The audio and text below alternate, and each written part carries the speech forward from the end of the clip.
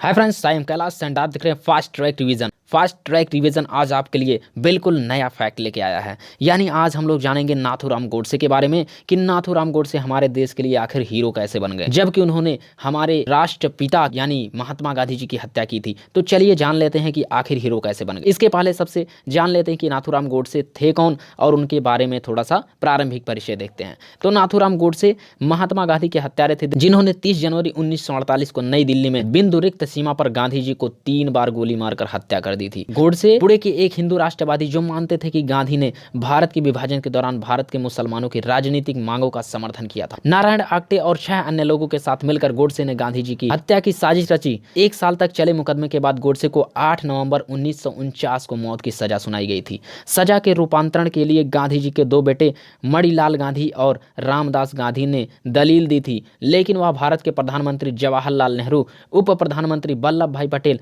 और governor general सी राजगोपालचारी द्वारा ठुकरा दिया गया। गोडसे को 15 नवंबर 1949 को अंबाला सेंट्रल जेल में फांसी दी। नाथूराम गोडसे एक ब्राह्मण परिवार से बिलोंग करते थे। इनके पिता का नाम वामन राव गोडसे था, जो कि एक डाक कर्मचारी थे, और इनकी माता का नाम लक्ष्मी था। जन्म के समय इनका नाम रामचंद्र था, परंतु एक दुर्भाग्यपूर्ण घटना के कारण इनका नाम नाथूराम गोडसे पड़ा।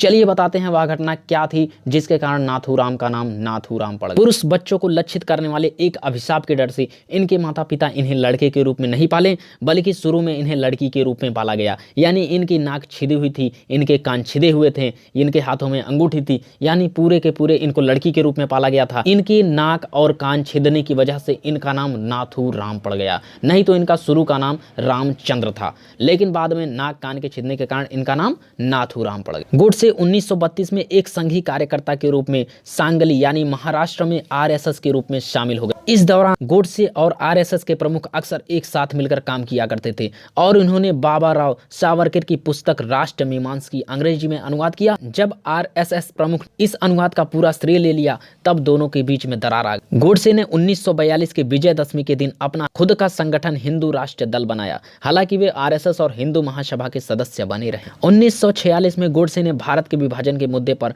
आरएसएस छोड़ने और हिंदू महासभा में जाने का दावा किया। हालांकि ऐतिहासिक स्रोत इस दावे को पुष्टि नहीं करते हैं। कारवां द्वारा जनवरी 2020 में प्रकाशित एक जांच में पता चला है कि अपने अंतिम दिनों तक गोडसे को आरएसएस के बैठक के रिकॉर्ड में एक सदस्य के रूप में सूचीबद्ध किया गया था, जो संगठन छोड़ने के लंबे समय बाद हुई थी। उनके परिवार ने यह भी कहा कि उन्होंने कभी आरएसएस नहीं छोड़ा। अब चलिए देख लेते हैं कि नाथूराम गोडसे ने महात्मा गांधी की हत्या कैसे की।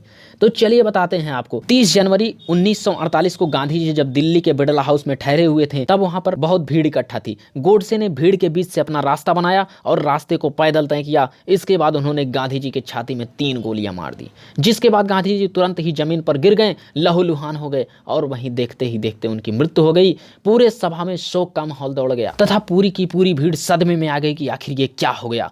और इस समय नाथूराम गोडसे निहत्थे हो गए, जिसके कारण सैन्य बलों ने इन्हें पकड़ लिया और इसके बाद जेल में डाल दिया। गांधी जी की हत्या पर लाखों भारतीयों ने शोक जताया, हिंदू महासभा को आलोचित किया और राष्ट्रीय स्वयंसेवक संघ यानी आरएसएस पर अस्थायी रूप से प्रतिबंध लगा दिया।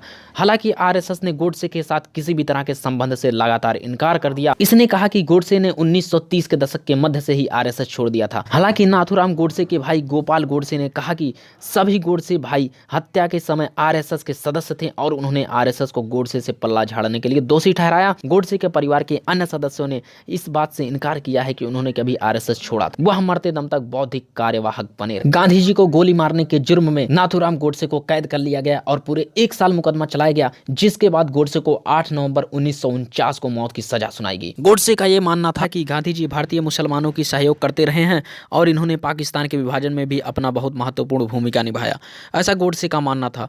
इसीलिए गोडसे ने गांधी जी की गोली मारकर हत्या कर दी थी, क्योंकि गोडसे एक राष्ट्रवादी और हिंदू राष्ट्रवादी परिवार से थे, जो कि ब्राह्मण परिवार से थे। इसलिए उन्हें बिल्कुल भी यह पसंद नहीं था कि कोई मुसलमान की सेवा करे या कोई मुसलमान का साथ दे। इसीलिए गोडसे ने गांधी जी की हत्या कर दी थी। आशा करते हैं आपको ये वीडियो पसंद आया होगा। अगर पसंद आया तो लाइक, शेयर और सब्सक्राइब जरूर कर दें। मिलते हैं इसके नेक्स्ट वीडियो में, तब तक के लिए जय हिंद, जय भारत।